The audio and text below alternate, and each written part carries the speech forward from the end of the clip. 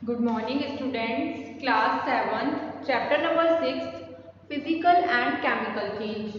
Last class में हमने chapter का रिवीजन किया था, कुछ डेफिनेशंस देखी थी, फिजिकल एंड केमिकल चेंज के बारे में पढ़ा था। आज की क्लास में हम लोग chapter number 6 physical and chemical change की एनसीईआरटी एक्सरसाइजेस के क्वेश्चन एंड आंसर्स डिस्कस करेंगे। तो इसमें पहला क्वेश्चन है, classify the changes involved in the following processes as physical and chemical changes। हमें क्लासीफाई करना है change involve in following processes as physical and chemical changes. तो अब हम इसमें क्लासीफाई करेंगे इनको फिजिकल एंड केमिकल चेंजेस में। इसमें देखो पहला है फोटोसिंथेसिस। ठीक है, फोटोसिंथेसिस क्या होता है, फिजिकल चेंज होता है या फिर केमिकल चेंज होता है। तो अब हमने पढ़ा था कि फोटोसिंथेसिस में क्या होता है। फोटोसिंथेसिस में वाटर के जो मॉलिक्यूल होता है वो कार्बन डाइऑक्साइड से रिएक्शन करके क्या कर देते हैं, ऑक्सीजन बना देते हैं, साथ में ग्लूकोज। और ग्लूकोज जो होता है वो प्लांट्स के अंदर स्टोर हो जाता है एज अ फूड की फॉर्म में। तो फोटोसिंथेसिस जो होता है वो क्या होता है, फिजिकल एंड केमिकल चेंज में से हमें बताना है कि कौन सा चेंज होता है। तो ऑब्वियसली उसमें केमिकल चेंजेस आते हैं, तो ये कौन सा चेंज हो गया, केमिकल चेंज हो गया। ठीक है, नेक्स्ट देखेंगे dissolving sugar in water. Water में जब शुगर डिजोल्व हो जाती है तो क्या होता है, उसकी जो होती है फिजिकल चेंज आता है, उसके अंदर फिजिकल स्टेट उसकी चेंज हो जाती है। तो ये क्या है, ये फिजिकल चेंज होता है। ठीक है, तो इसके आगे लिखेंगे फिजिकल चेंज, फिजिकल चेंज। और ये क्या है, केमिकल चेंज। ठीक है, आगे देखेंगे डिजॉल्विंग शुगर,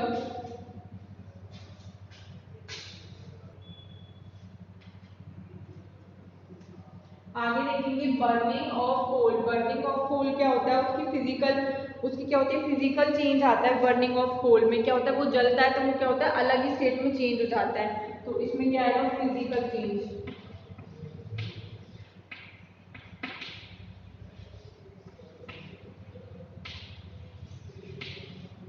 उसके बाद आएगा melting of wax. Melting of wax क्या होती है, उसमें भी क्या होता है, वैक्स मेल्ट हो जाती है वैक्स। ठीक है, उसकी फिजिकल स्टेट में चेंज आ जाता है। ठीक है, वैक्स जो है मेल्ट हो जाती है, तो पहले तो वो ठोस स्ट्रक्चर में होती है, देन वो अलग ही लिक्विड वाले स्टेट में आ जाती है। तो ये क्या हो गया उसका, ये हो गया उसका मेल्टिंग ऑफ वैक्स जो हो गया उसका फिजिकल चेंज हो गया। ठीक है,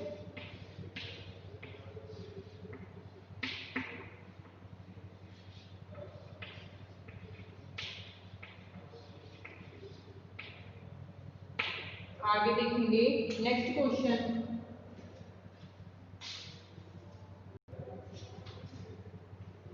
beating aluminium to make aluminium foil. हम लोग क्या करते हैं, एल्यूमिनियम को बीट करते हैं एल्यूमिनियम फॉइल बनाने के लिए। तो उसमें क्या होता है, उसकी फिजिकल स्टेट में चेंज आता है। तो ये क्या फिजिकल चेंज है। ठीक है,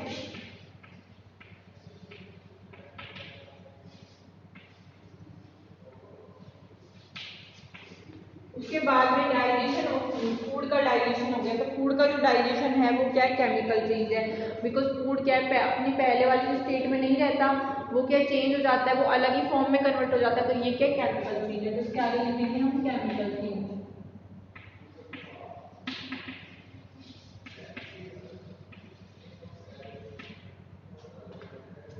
आगे देखेंगे नेक्स्ट क्वेश्चन,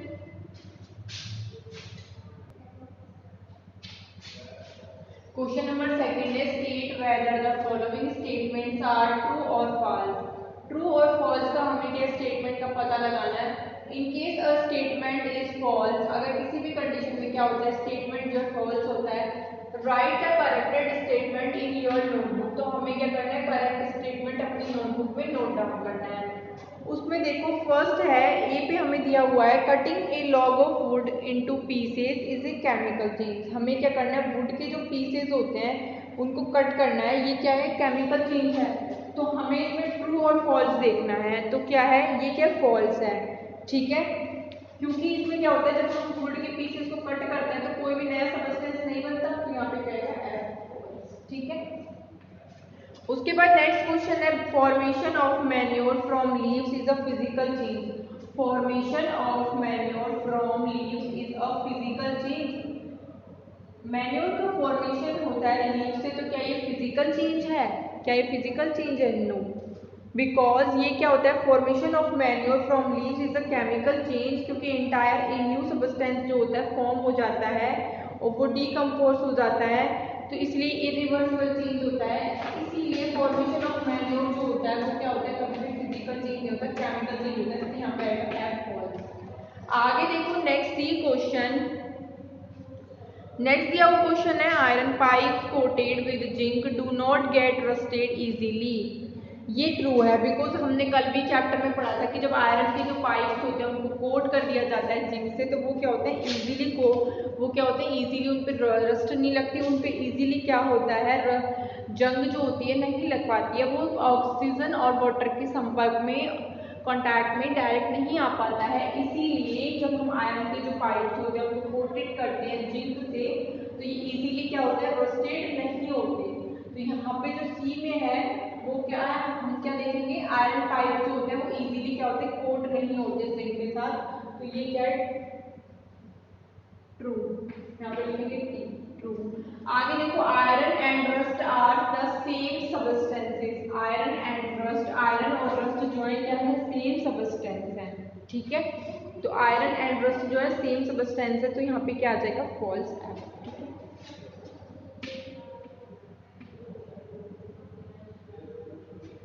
आयरन जो होता है Fe होता है और रस्ट क्या होता है, रस्ट जो होता है उसका फॉर्मूला अगर मैं आपको बताऊं तो वो होता है Fe2O3, बिकॉज उसमें क्या है ऑक्सीजन जो होती है, रस्ट जो होती है हाइड्रेटेड आयरन ऑक्साइड होती है, जिसमें क्या होता है ऑक्सीजन के जो मॉलिक्यूल्स होते हैं वो भी जुड़ जाते हैं और वाटर के कुछ मॉलिक्यूल्स भी ऐड हो जाते हैं, तो रस्ट जो होता है वो हाइड्रेटेड आयरन होता है, जबकि आयरन जो होता है Fe होता है, तो यहाँ पे फॉल्स आएगा।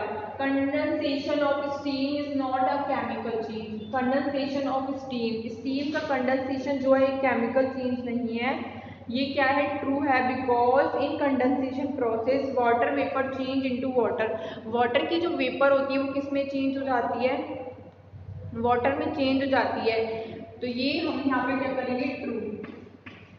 वाटर की जो वेपर होती है वो क्या होती है चेंज हो जाती है, क्या होती है केमिकल चेंज होता है, ठीक है। आगे देखेंगे,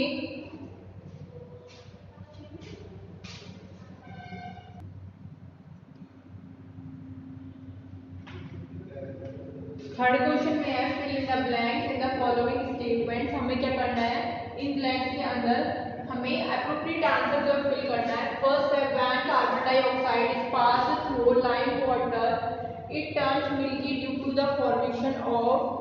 जब क्या होता है कार्बन डाइऑक्साइड जो होती है पास होती है लाइम वाटर से, जैसे कार्बन डाइऑक्साइड जो होती है पास होती है तो किसका फॉर्मेशन हो जाता है, कैल्शियम कार्बोनेट।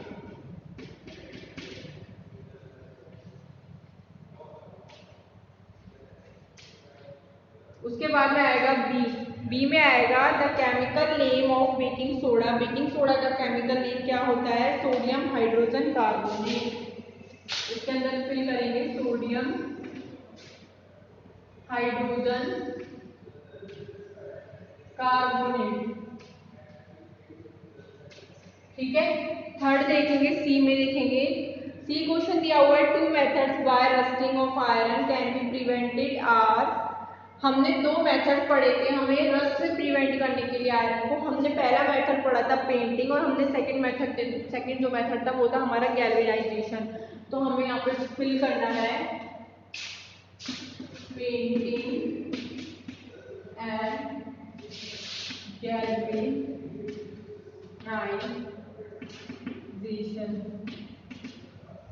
आगे देखेंगे हम next changes in which only blanks properties of a substance change are called physical change। इसमें क्या होता है only physical properties change होती है, तो वो क्या होता है physical changes होता है, ठीक है। जैसे physical changes की मैंने आपको कुछ एग्जांपल भी दिए थे, जैसे शुगर का वाटर में डिसॉल्व होना, मोम का पिघलना, तो ये सारे क्या होता है फिजिकल प्रॉपर्टीज इसमें चेंज होती है, तो ये क्या होता है फिजिकल चेंज होता है। आगे नेक्स्ट क्वेश्चन देखेंगे चेंजेस इन विच ओनली, फिर आएगा फिल इन द ब्लैंक्स फिर properties of a substance change are called physical change, ठीक है। चेंजेस में क्या होता है ओनली, क्या होता है ओनली एंड ओनली क्या होता है सब्सटेंस जो फॉर्म होते हैं, तो उसमें सब्सटेंस फॉर्म होता है तो उसके केमिकल स्ट्रक्चर में चेंज आता है, तो वो कौन सा चेंज होता है केमिकल प्रॉपर्टीज चेंज है। तो मतलब क्या है है। ठीक है, तो ये हमने यहाँ पे देखे इनके आंसर्स। आगे देखेंगे नेक्स्ट क्वेश्चन।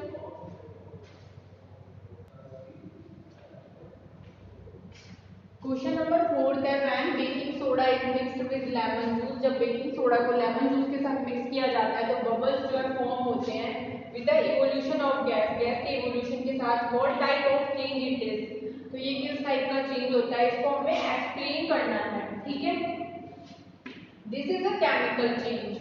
ये क्या होता है, एक केमिकल चेंज होता है। When baking soda is mixed with lemon juice a gas called carbon dioxide is evolved। जैसे क्या होता है chemical, this is a chemical change, एक केमिकल चेंज होता है। और जब बेकिंग सोडा को मिक्स किया जाता है लेमन जूस के साथ, बेकिंग सोडा जो होता है लेमन जूस के साथ इसको मिक्स करते हैं तो एक गैस जो है वो बनती है जिसको क्या कहा जाता है, कार्बन डाइऑक्साइड। ठीक है, since there is a formation of a new substance in the reaction, तो क्या होता है इसमें क्या होता है, न्यू गैस का एक न्यू सब्सटेंस जो होता है रिएक्शन में बनता है। It is called a chemical change. तो क्या होता है, ये क्या होता है, केमिकल चेंज में कन्वर्ट हो जाता है, क्योंकि इसमें क्या होता है, यहाँ पे फॉर्मेशन होता है एक न्यू सब्सटेंस का। ठीक है, the reaction between baking soda and lemon juice is given below. तो जो रिएक्शन होती है बेकिंग सोडा और लेमन जूस के बिटवीन वो नीचे दी गई है। तो हम देखेंगे यहाँ पे lemon juice citric acid plus baking soda is equals to carbon dioxide plus other substances. Lemon juice जो है सिट्रिक एसिड है प्लस बेकिंग सोडा, तो यहाँ पे इक्वल में क्या हो गया, carbon dioxide plus other substance, कुछ अदर सब्सटेंस बनते हैं। तो ये एक तरह का क्या है, ये केमिकल चेंजेस है। इसमें क्या होता है, बेकिंग सोडा जो है मिक्स हो गया लेमन जूस के साथ तो बबल जो है फॉर्म हो गए गैस के इवोल्यूशन के अंदर। तो ये इस टाइप का एक चेंज होता है और इसको हमने एक्सप्लेन किया इस तरीके से कि जो लेमन जूस है जैसे वो बेकिंग सोडा के साथ रिएक्ट करता है तो साथ में क्या बनती है, कार्बन डाइऑक्साइड प्लस कुछ अदर सब्सटेंस बनते हैं। तो इस तरीके से ये हो गया यहाँ पे। आगे नेक्स्ट क्वेश्चन देखेंगे।